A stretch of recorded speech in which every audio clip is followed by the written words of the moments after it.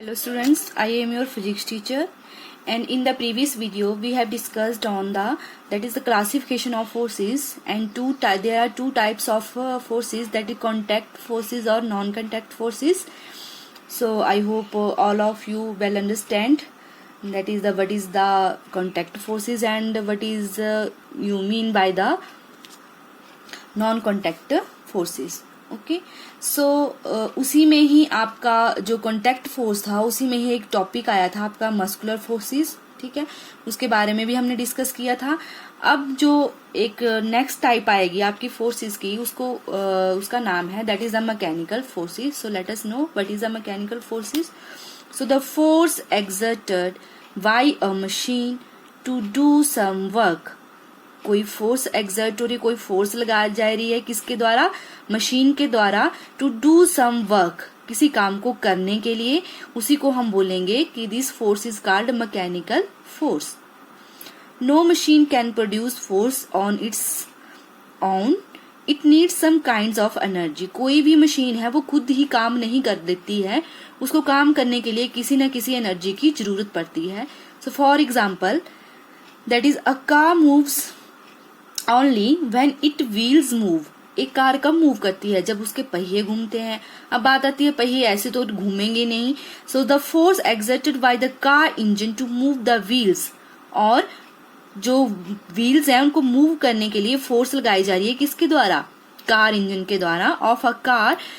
तो ये जो सारा प्रोसेस होगा उसको हम बोलेंगे कि कैसी फोर्स लग रही है? मैकेनिकल फोर्स लग रही है. ठीक है, the force exerted by car engine to move the wheels of car is the mechanical force. A car engine burns fuel to generate mechanical force. और जो कार इंजन है वो क्या कर रहा है? फ्यूल को बर्न करेगा वो, और क्या होगा? उससे मैकेनिकल फोर्स जो है वो जनरेट होगी.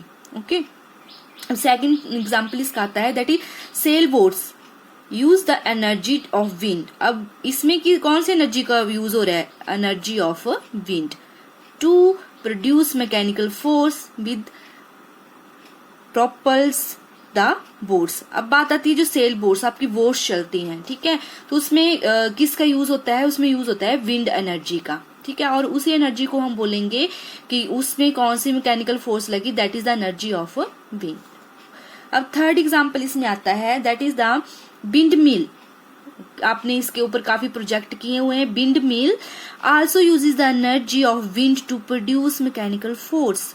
ठीक है, इसमें विंड मिल जो है, ठीक है, विंड मिल में भी क्या होता है? वो भी प्रोड्यूस करती है मैकेनिकल फोर्स को.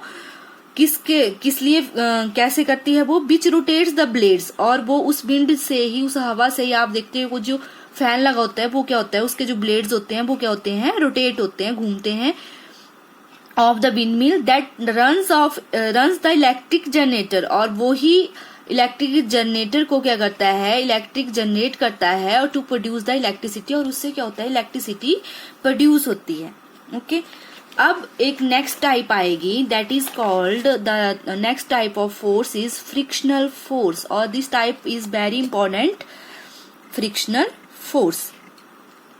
सो अगर मैं आपको एक छोटा सा एग्जांपल दूं कि जैसे आप मान लो किसी बॉल को फेंकते हो. ठीक है, किसी बॉल को फेंकते हो तो वो बॉल क्या होगी?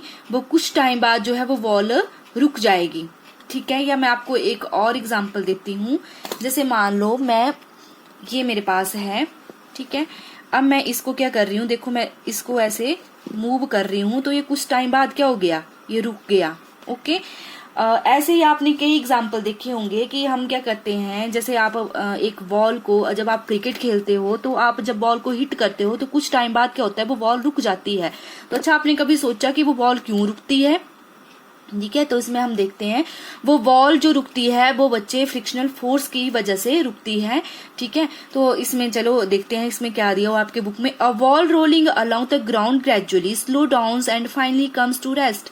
इसमें भी यही दिया कि एक बॉल जो है ग्राउंड पे चली होती है, फिर उसके बाद स्लो होती है और फाइनली क्या होता है? वो रेस्ट पोजीशन में आ जाती है. You find no visible force appears to be acting on. आपने देखा कि वो बॉल ऐसा तो नहीं किसी ने रोकी. अगर आप उस बॉल को रोकोगे भी नहीं तो वो कुछ टाइम बाद क्या होता है? वो बॉल अपने आप रुक जाती है. So yes, its speed gradually decreased and finally it comes to rest after some time. कुछ टाइम बाद क्या होता है, वो उसकी स्पीड जो है वो डिक्रीज हो जाती है और कुछ देर बाद आप देखोगे डिक्रीज होने के बाद वो रुक जाती है। So what cause the change in the state of motion of A ball. तो क्या हुआ ऐसा कि जो बॉल की स्टेट थी रेस्ट में थी या मोशन में थी, वो चेंज हो जाती है। ठीक है, is there any force acting on a ball to slow it down and gradually stop it. क्या आपने सोचा कि क्या कोई फोर्स लग रही है जो उस बॉल को स्लो कर रही है और उसको रोक रही है।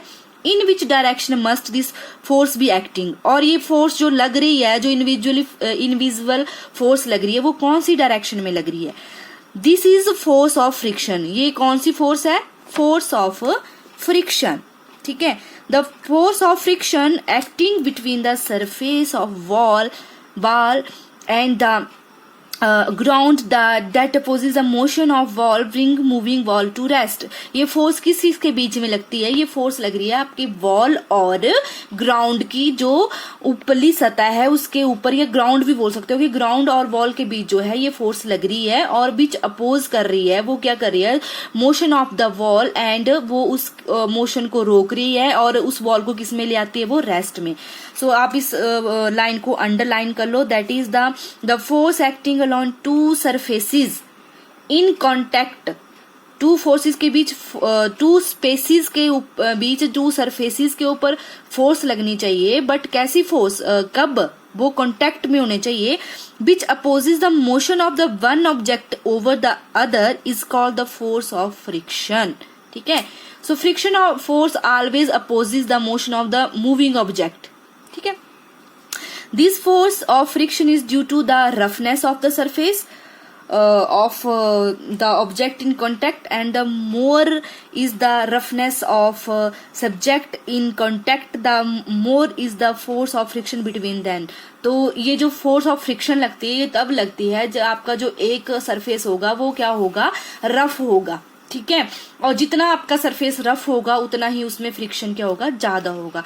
इसका मैं आपको एक छोटा सा एग्जांपल और दे देती हूँ। जैसे आप शूज पहनते हो ना शूज, तो उसमें आप देखते हो कि आपके जो शूज होते हैं उनके देखना कभी भी जो निचले वाला सरफेस होता है शूज का, उसको उसके ऊपर कुछ ना कुछ डिजाइनिंग की होती है। ठीक है, वो क्यों की होती है, क्योंकि वो उनको रफ बनाया जाता है ताकि आप स्लिप ना हो।